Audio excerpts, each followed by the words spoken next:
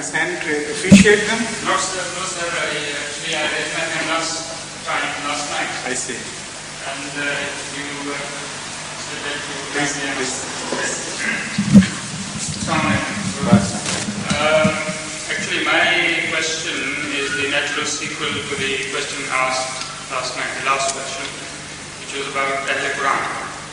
And sir, I respectfully ask, what are the main features, salient beliefs of Ahl Hadith? And as I gather, they are the same people as called Wahhabis. And secondly, what are the main differences between Wahhabis and Barelvis?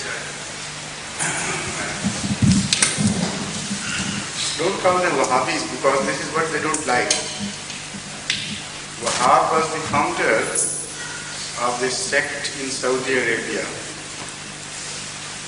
In fact, the present regime was installed with the help of Maulana Abdul Wahab and his followers. They had a political alliance together. So they propagated the ground for them and gained more religious followers in favor of the grandfather of the present king. So, ever since, they are known to be Wahhabis. But Ahl Hadith is a term loosely applied, in fact, to all those who are their muqallidin. They believe in the tradition as well as the Deobandi group.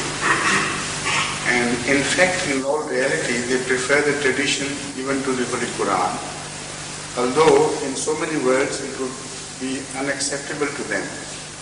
But in essence, this is their doctrine. They give it a very rational term, in fact, apparently making it acceptable. They say that because the Holy Quran was revealed to Muhammad sallallahu alaihi wasallam, so whatever he said was by way of interpretation of the Holy Quran. And as such, hadith should be the decisive factor in all issues where there is a disagreement on the interpretation of the Holy Quran. And these should be taken as an arbiter. While the others say that is correct, that Muhammad sallallahu alaihi wasallam knew what was revealed to him much better than anyone else on the earth. Yet we are not sure whether things which are attributed to him were really said by him. So those who do not believe with their view, all the rest, their faith is this, their attitude is this, and that is particularly the Ahmadi attitude.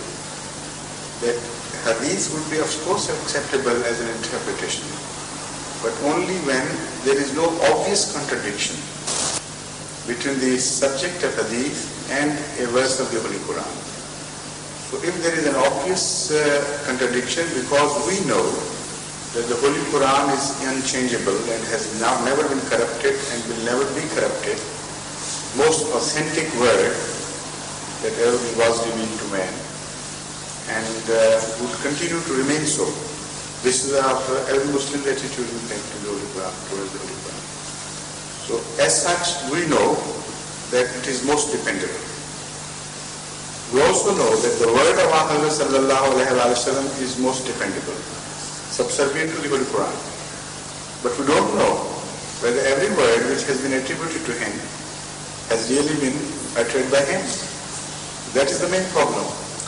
So if there is an obvious contradiction, then we will reject that hadith which is supposed to be a saying, but we don't believe them. So we don't reject a hadith as against the Holy Quran. We reject a saying attributed to Huzur Akram Sallallahu Alaihi Wasallam. This is our position. So again, there is no question of hadith being an arbiter, because the Holy Quran, if you know the verses of the Holy Quran which gave birth to certain conditions, a group of conditions. In fact, every tradition is rooted in some of the verses of the Holy Quran. So if you know that every tradition is based on the Holy Quran, then there is no question of any contradiction. No question how you are requiring to dictate terms, either the Holy Quran to the Hadith or Hadith to the Holy Quran. They are in complete unison with each other. They are in full accord with each other. Only one is an explanation in some detail of the other. So this is the Ahmadi attitude. And Ahl Hadith again are divided into two sections. Their attitude as far as the relationship between Hadith and Quran is concerned, it is the same. But some are called Muqallideen and some are called non-Muqallideen. The Deobandis are Muqallideen. Muqallideen means those who follow some saintly people, some great scholars, and their attitude to their saying is exactly what their attitude is to the tradition vis-a-vis the Holy Quran. So they say that these great scholars knew better what Anwar sallallahu alaihi wasallam was saying.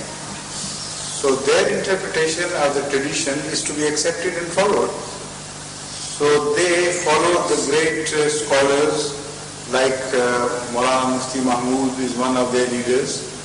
He's being followed as such. His interpretation would be accepted by some, those who follow him. And so that could be his relationship to Maulana Muhammad Nanutri and other great scholars of Deoband and many other earlier scholars, of course. So, but the Ahl Hadith, they are free. They say we are not going to follow anyone, not even Abdul Wahab. Although in reality, the majority of the Ahl Hadith living in Saudi Arabia, they follow Maulana Abdul Wahab meticulously, and they see to it that everything he said is done and accepted in total. But the Ahl Hadith outside, living in Pakistan for instance, they don't follow them. They are just called Wahhabis for the sake of persecution, and that's all.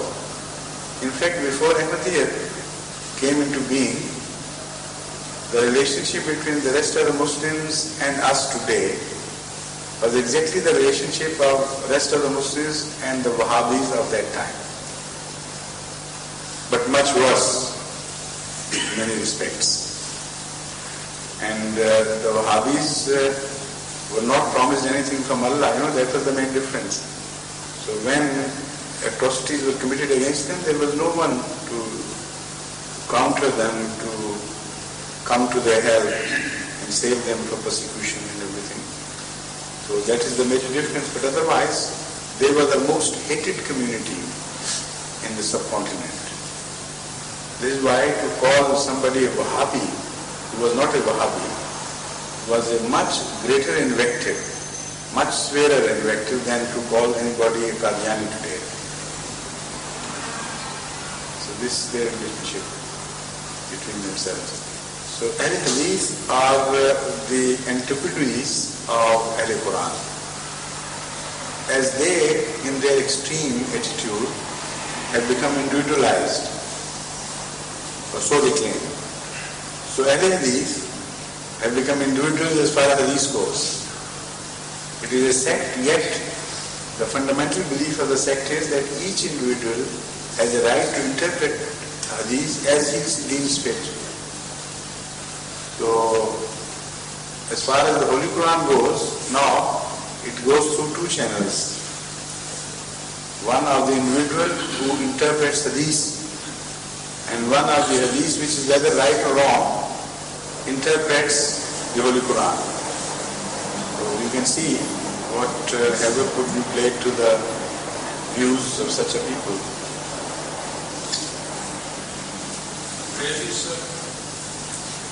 Brahmavis are extremists in another direction. The Brahmavis believe in the Holy Quran and the tradition and everything, yet they believe in their saints much more than anything else. And many Brahmanis don't even read the Holy Quran. They don't have to. Because, the ordinary people, whatever their saint and their mullah, the peer, says, it is quite enough for them. And they have, in fact, short-circuited in the sense that because the peer has direct relationship with Allah, he can't go wrong. So he has every right to do things and say things, and every right to be obeyed. Apparently, even if apparently he has contradicted the clear intentions of the Holy Quran. So the true voice of the Brahmi religion is depicted in a couplet, though not of a Brahmi origin, but it can be applicable to the Brahmis well. Bamay sajjade rami kun garat pire mugham goyar ke salik bekhabar nabwat zera ho rasme manzila. If the pire mugham, the one who serves the wine, and the old one to that matter, there were great old experienced people who were called Sati, and the next step higher to a Sati was Pir Mugham, the great old man of this world of alcoholics. So if he says, the Pir Mugham, that your prayer cloth should be dipped in wine, accept that advice, because the leader knows the pitfalls and the rights and wrongs of the path better than anyone else. So he is the leader who knows the path, and he knows where to step and where to avoid. So this is why whatever he says you must accept, shutting your eyes to the subject matter. It's a beautiful couplet, although I have rather mutilated it in translation, but in origin it's a beautiful couplet. But this is in essence the meaning of this couplet. So these Brahmanis go to the extent of even ignoring clear injunctions of the Holy Quran, because they say that Pir Mugham said that. This is why gradually they have shifted to idolatry, and very clear idolatry for that matter. There is absolutely no doubt about it. You will find them prostrating before the graves.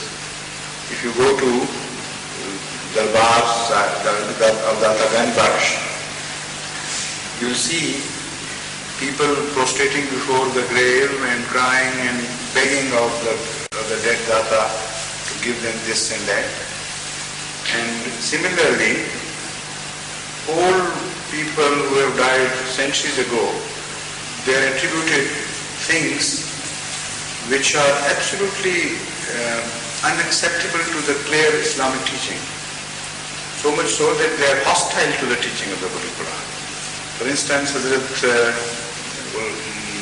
Sayyid Abdul Qadir Jilani is known to have performed things which, according to no tradition, Muhammad sallallahu alaihi wasallam ever came near performing, never claimed of these things. It is said that once a boat capsized in the river, and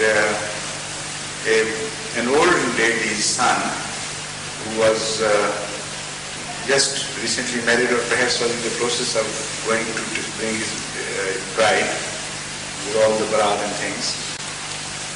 Everybody, including that son of the lady, got drowned. Now that lady was crying so piteously that Hazrat Pir Sahib, Sayyid Abdul Qadir Jilani, when he heard her, he was deeply moved, and he asked her what was the matter, what had hurt her so deeply, and she was wailing in such a manner that it is intolerable for people to listen. The lady told him the story, and she said that the boy drowned and he was my only son. So he said, okay, it doesn't matter. I'll go and fetch her spirit back. So he immediately flew in the direction of heaven, and while Hazrat Israel was taking all the souls of the dead ones of that day, all his bed was wrapped in one like a postman's, what do you call that? No, it's not that bag, I think. Bag is the word. So something like that, it is said in the story, was in his hand, and he was traveling fast towards heaven to present the souls to the Creator. So he caught him halfway and said, return that soul immediately. So he said, no, it was the order of my Lord, I have done it. How can I accept your order? It is the order of Allah. So he said, well, will you do it for volition, or shall I have to beat you up? So he was in such a nasty mood that Israel got afraid, and he gave up that soul ultimately. He put his hand in the pouch and dropped the soul up. So he returned with the soul. He was very upset with Israel, according to the story. And this story is accepted all over the subcontinent by the Brahmins. We are laughing at it, but they were very serious. So when he went to Allah, he reported that, look here, this such and such person, you love him so much, and this is his conduct. I told him in clear terms that it was Allah's orders, and he is doing it against Allah's orders, whatever he wanted me to do. And he forced me, and he insulted me, and he said he was going to beat me up. So I had no recourse but to ultimately give up. So Allah said, keep quiet, keep quiet. If you had not done, and he had taken the whole bag away from you and released all this souls, what could we do? No alternative. So, good riddance, This is the story about Hazrat Pir Abdul Qadir Jilani, one of the myriad saints. They have grown out of their fiction. So this is Barelvism. And they consider these as a hadith, they always call them Wahhabis, to be the worst people on earth. And they believe that they are not Muslims, much more, and this is in writing, much more non-Muslims than Ahmadis could ever be. And their fatwa against them is so severe that one of their not very well known, but I think the one leader, Maulana, what was the name? Ahmad Raza Khan. Maulana Sayyid Ahmad Raza Khan Sahib Barelvi. I have read his writing on this. He says these Wahhabis are such pakka kafir that it is out of question for you to say your prayer behind them. Even they must not be permitted to say their prayer behind you. To visit their mosque is out of question, of course, but to permit them to enter your mosque is a great sin. Not to mention other relationships. You can't even say Assalamu alaikum to them. If they say Assalamu alaikum, turn your face and don't answer it.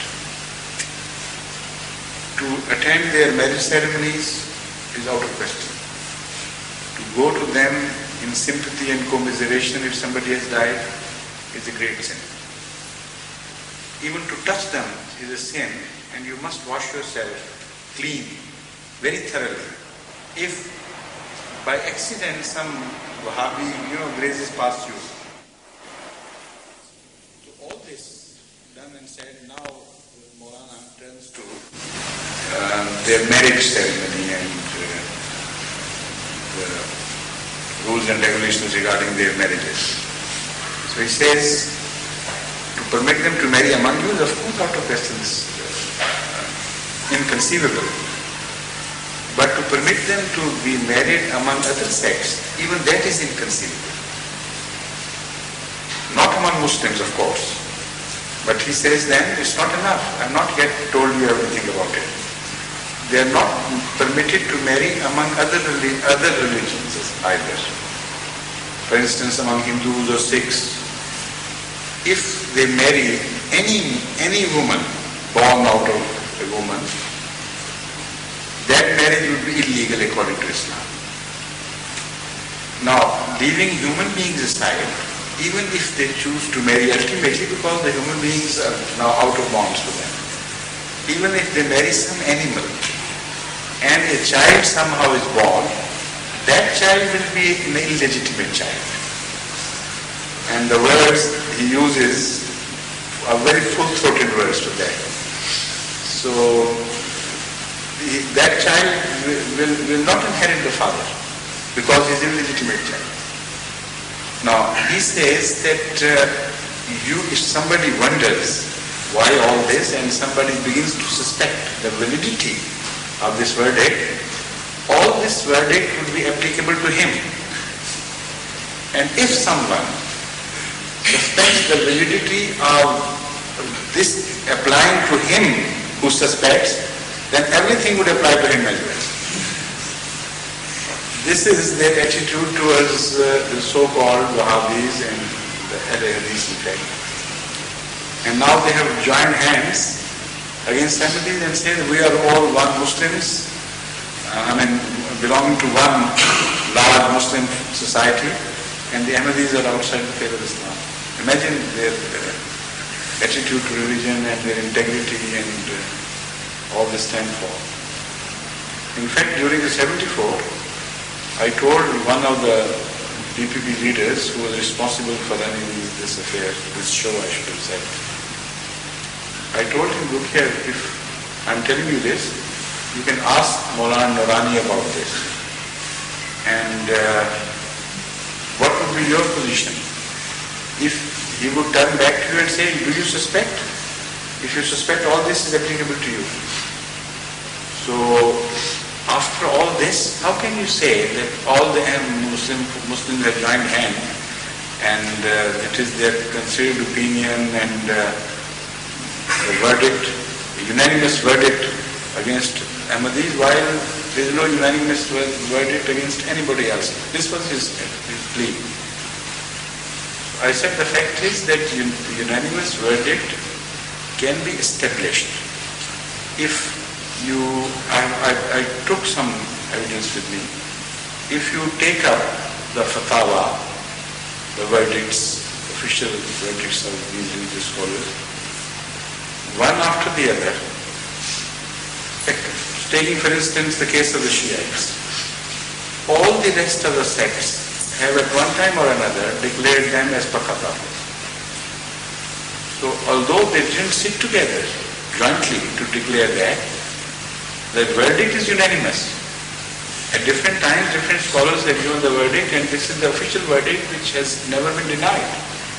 Similarly is the case of every other sect. Each sect has been officially declared as Pakka Kafir by other sects at various times and by such leaders as it is impossible for the mullah of today to deny their authenticity. They stand so high in a position of respect in their respective sects. These are the dogmatic differences.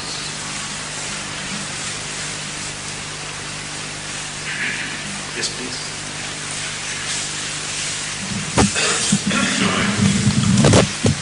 This question which I'm going to ask is on behalf of my friend Hassan Khan. He's not here. Well, he's far away from here then. Otherwise, all right. Yes. Yeah. We work together. No, he lives in New Malden. Yeah, he lives in New Malden somewhere. New Malden is not very modern.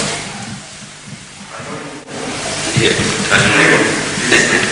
Well, the question is, the ark of Hazrat Noah was finally stopped against the mountain of Judi, mentioned in the Holy Quran, but probably it's different in Bible.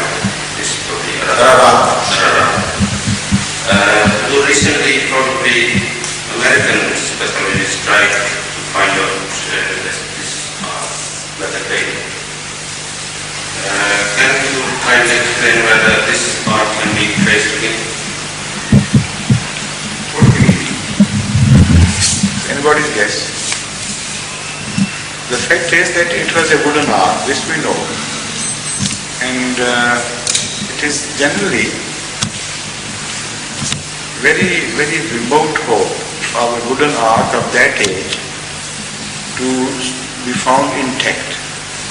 Unless, of course, if it is buried in deep snow at some mountain which is generally buried in snow.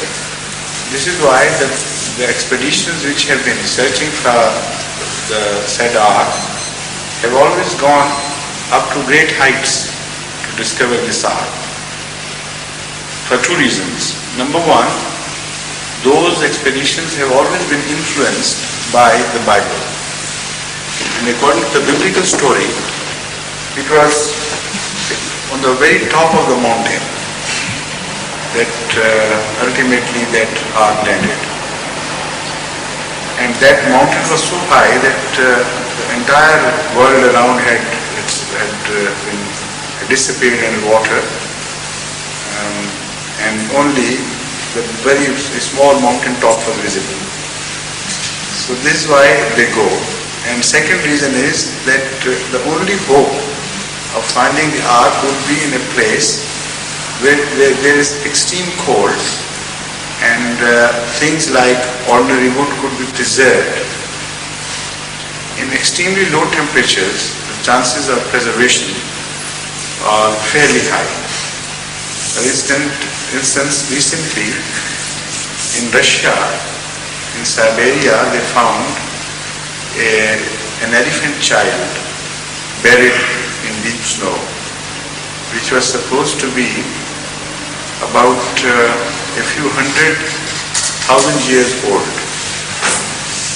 And his flesh was so fresh that they ate some of it. And it was absolutely alright, just like ordinary deep frozen meat. So this is the quality of cold, extreme cold. Because the temperatures there never touch zero. They're always much below zero. So there is no question of any destructive natural phenomena to act upon that.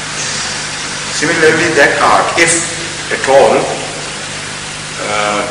it landed at a mountain top that high, which is always a snow-bound mountain. In that case, of course, it would be acceptable. It is possible that it can be discovered. But according to my study of the Holy Quran, this is very remote. Because the Holy Quran does not say a flood that high which covered the entire surface of the earth, and as I explained it earlier, it is impossible anyway. But for a flood to have been born in the Middle East and have gone across the Pacific Ocean to the Fiji Islands and to Japan, I mean, this is just mythical, and the Holy Quran never claims this. So the biblical concept is different, but the Holy Quran is very distinct about it. It is only a small area, the people of Noah, which were drowned. That we know. And before Muhammad sallallahu alaihi wasallam, there was no universal prophet. Noah or whatever the name is. After the initiation of religion, it was only Hazrat Muhammad Mustafa sallallahu alaihi wasallam who was a universal prophet. So when Noah never addressed the whole universe, why should the whole universe have been destroyed for rejecting him, while they didn't reject him either? I mean, in the first place, they never got the message. It's all a hocus pocus concept. which is rejected by the Holy Quran. So, because no such flood could have taken place, which could have reached a mountain top which is always buried in ice. It is impossible. And secondly, if that flood had in fact risen to that height, then the Holy Quran should have mentioned that it was a snowbound mountain top on which, along which the boat landed.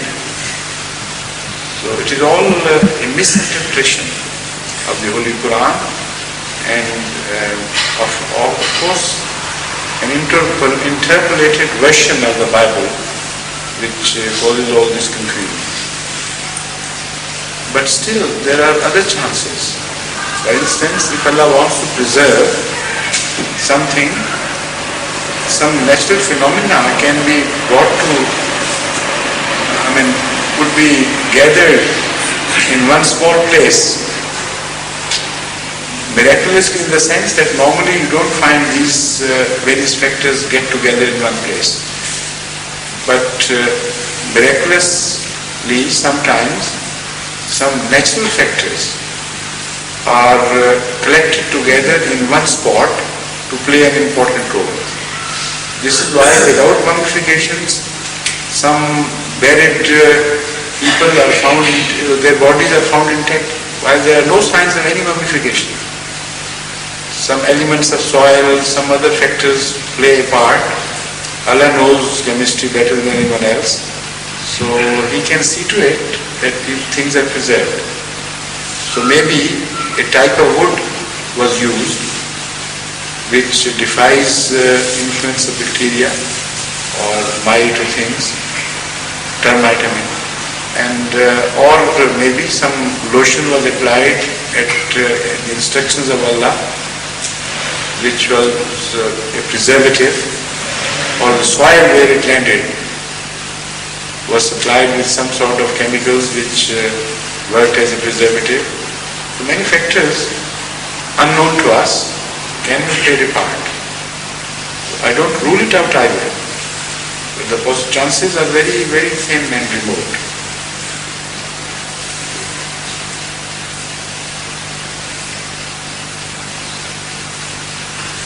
Any other question? Because our professional questions are not here. We will have to cut it short. This is why I am lengthening intentionally the answers, so that we could reach the prayer time, the early part of the prayer, early end of the prayer time.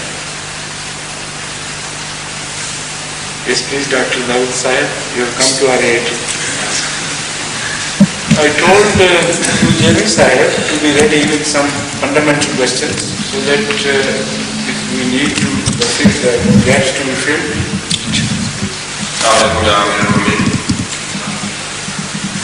चूँकि सवाल नहीं है, एक सवाल करता हूँ तो हज़रत मसीह मौद ने फरमाया है, जो अपने भाई का गुनाह माफ़ नहीं करता बोली जमात में से नहीं।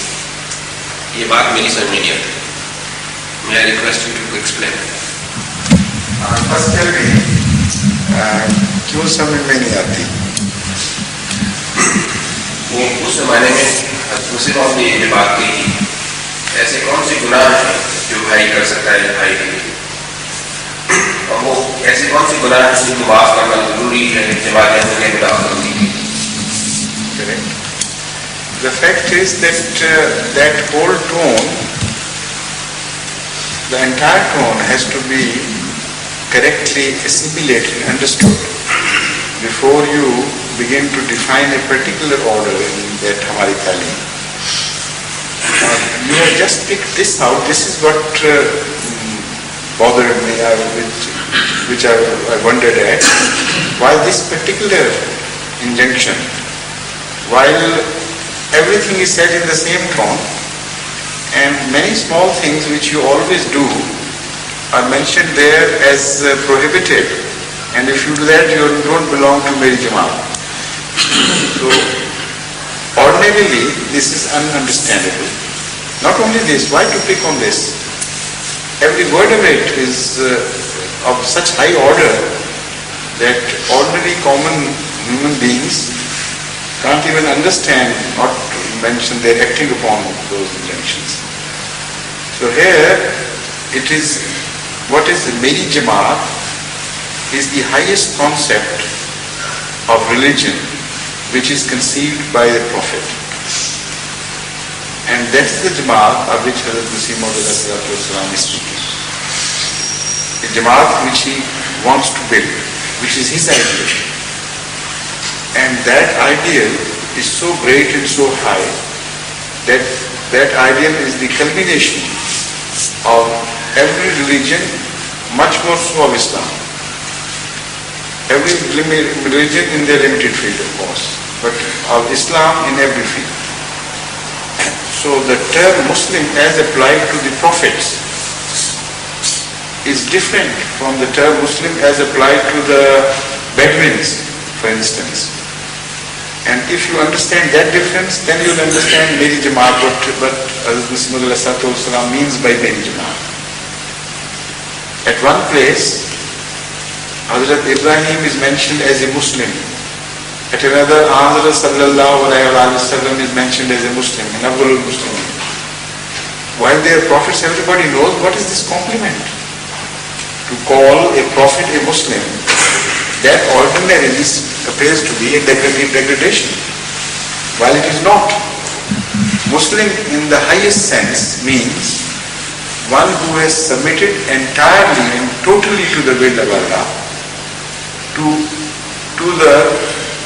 a point where he ceases to exist as far as his own will is concerned. A complete negation of himself. So that is the highest meaning of Muslim. Now if you apply that meaning, keeping that meaning in view, if you apply the term Muslim to others, tell me if there is a single person who could be called a Muslim in that regard. So none belongs to that Islam in which culminated in the person of Hazrat Muhammad Mustafa Sallallahu Alaihi Wasallam. And there is another Islam also mentioned in the Holy Quran. Hazrat Sallallahu Alaihi Wasallam is told that those of the Bedouins who claim they are believers, tell them the belief has not even touched their heart, it has never entered their heart. Yet tell them to call themselves Muslims. وَلَكِنْ قُولُوا أَسْلَمْنَا. The meaning is, you are permitted to call yourself Muslims. So the lowest definition of Muslim is that from which even those are not turned out by Islam, about whom Allah bears witness, that belief has not even entered their hearts. It has not touched them. Such people are called Muslims. So it all depends on who is speaking and what is the occasion of that speech. So the tone of Hamari Taaleem is this, that Hazrat Masih Maud wants to make it very clear to every follower that this is my objective. This is where my heart lies. This is what I want you to be. Like the mothers say, I want, oh my son, I wanted you to be that, or that, or that. And you're not a son as I expected, as I wanted to. A tone much deeper in pathos and much more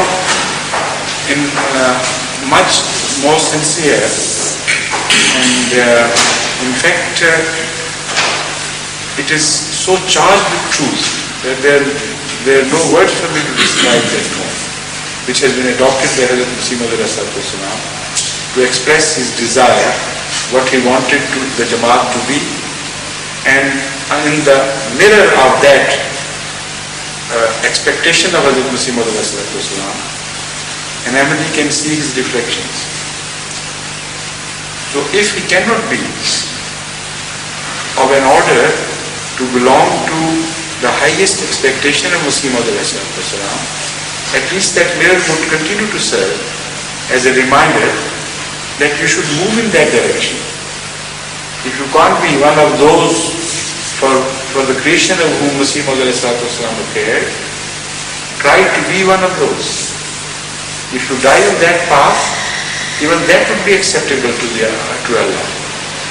But if you know all this teaching as if it is beyond you, you cannot reach it, and stop at its place, not moving in that direction, then it is, Allah can forgive anybody, but barring that, to all possibility, then you are barring your own way from reaching salvation.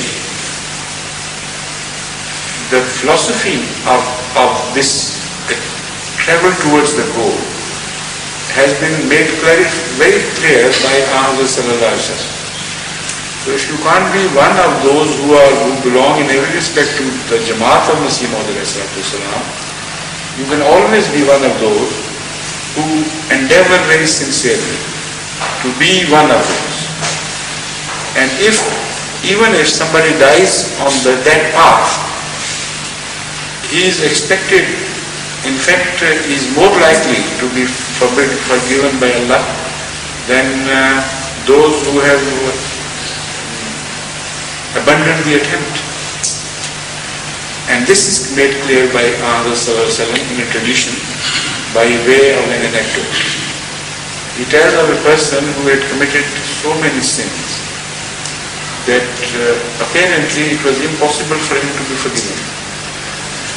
He had, according to Huzur Akram sallallahu alaihi wasallam, killed 99 people, and one was left to complete the century. So he went from place to place, from scholar and saintly person to a saintly person, and put before him his position of jeopardy. And they rejected him. They said, no, there's no hope for you. You are positively to be made a fit fodder for hell. And you can't be salvaged. You've gone too far. So, having got tired of everything, once he went to a saint who rejected him, he said, all right then, when I have killed already 99, why not the 100th one? So he killed him. And came out very much dejected, having lost hope. Then he met someone, a wise person. He said, look here, I know you live in a town which is a wicked town. As long as you live in that wicked town, you will always remain under the influence, and there is no hope, of course. But I know of a town which is inhabited by very pious people. A very great majority of that town is godly, God-fearing, and if you go and live there, there is some hope that you will be influenced and ultimately you may be saved. So he started traveling in the direction, and Ahmad sallallahu alaihi wasallam tells us that he died on the way. But he died in a manner that was so appreciated by Allah. Allah liked that manner of his death, that he decided there and then that this person should be forgiven. According to the tradition, he started inching his way, lying prone on land. In his death throes, he tried to move closer to the town so that he should die nearer to salvation if he can't achieve the salvation. When Allah saw this effort, he decided to forgive him. The angels, according to the Huzur Akram sallallahu alaihi wasallam narration, presented the case to Allah that such and such person has died. He had committed so many sins. What is the order about him? Should we throw him to hell? Of course. He is a fit person for hell. So Allah said, no. He was traveling in the direction of goodness. If he could not reach it, at least he was moving in that direction. So you measure the distance between the town of the bad people and the place of his death, and also measure the distance between the place of his death to the town of the good people. If he is closer to the destiny, then he should be forgiven. If he is closer to the evil town, then of course take him to hell. And Anand Sallallahu Alaihi Wasallam tells us that while the angels were measuring, Allah so ordered the earth, lying in the direction of the evil town, ordered the earth to squeeze and become shortened, and so that expand in distance and to appear longer, much longer. And when they started measuring the other side, he ordered the earth to squeeze and to appear as if it is much shorter, because the decision had already been taken. Now this is an illustration, not exactly how it happens and how it happened. This was the way of Muhammad Mustafa Sallallahu Alaihi Wasallam to tell us the boundless mercy of Allah, to inform us of the boundless mercy of Allah and how He acts. So in view of that, this is my belief, that if somebody is travelling in the direction of that Jamaat which Hazrat Masih Maud came to create, then he has nothing to fear. But emotion there must be. A set direction should be your goal, and you must go on making an endeavor to move in that direction. Then whenever you die, whether you have achieved your goal or not, that is immaterial in that respect. Your honest intention and your honest endeavor, these are the two factors which will weigh heavily in the eyes of Allah. Otherwise, if you are moving in another direction, even if you are comparatively a pious man than another, whose face is differently directed, such second person has lost hope, and the first person I have described, in my opinion, is positively in the position to receive Allah's grace. So by that I don't mean take it lightly. The teaching is very important. By that I mean you must take it very seriously and endeavor to your best ability. If you do so, honestly and sincerely, you may become one of those. And I have seen people, Ahmadis, who previously very hard-hearted, when they were reminded of the saying of Hazrat Masih Maud Salam, they immediately got transformed into a very different person. I think I mentioned one instance here, our lady whose son was killed by another Ahmadi. So it was said, and everybody believed in the village. And there was an old enmity dividing the whole village between the two. Half of the Ahmadis sided with the so-called killer party, and the half with the murdered boy and his relatives. So it was a very sad situation. When I went there, I was told that people have tried before and nobody listens, and it's impossible. Tempers are running very high. So I said, all right, I'll go to the lady and tell her myself. So I told the lady, I have brought you a message from Masih Maud Salam, and what is your reaction? He said, what reaction?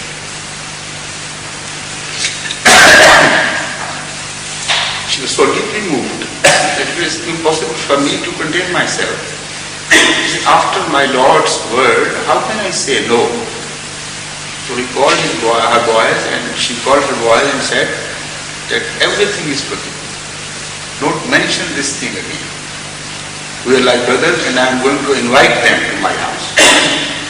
And she threw a feast in the honor of those who had supposedly killed the son. So such are Ahmadis. They love Masih Maud so much and are so deeply influenced by him that they pay quite some weight to the teachings. So some can achieve, some can die on the path of their effort to achieve. All those are good, and nothing can be said against them.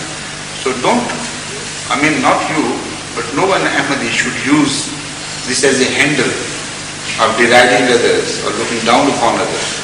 Some people start doing it, and they forget that it is a bigger crime to look down upon their brothers than to fall short in some expectations. So I think it's time now. Okay, if it is a short, very short. Question is short, but answer. But Dr. Bashir and Dr. Daud Bashir has said, if I remember correctly, it is like this, that hasten to become brothers among yourselves as though born of one mother. Hasten to become one among yourselves as though born of one mother. Most honored among you is he who forgives the most transgressions of a brother. And unfortunately, he who does not forgive and is obdurate. He has no part in me, he has no share. No, that is, I think, the explanation. The wording is on sides. Is correct. You know, at the height of that teaching, when it reaches the very height of oratory and depth as well, not only the height, depth of sincerity, there he mentions things like this. One who does not this does not belong to me, to my community. One who does not do this, he doesn't belong to my community. One who does that does not belong to my community. So short sentences are mentioned. So the spirit, as I have told you, is the same as I have explained. So that tone also is so moving and so awe-inspiring that it creates wonders. If you read it repeatedly, then you know the influence. All right, Faisal.